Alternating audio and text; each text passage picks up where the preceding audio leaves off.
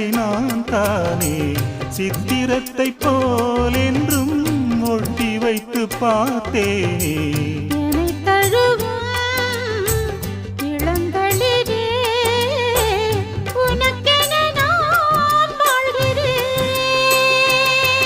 மலரே தென்றல் பாடும் கானம் இது,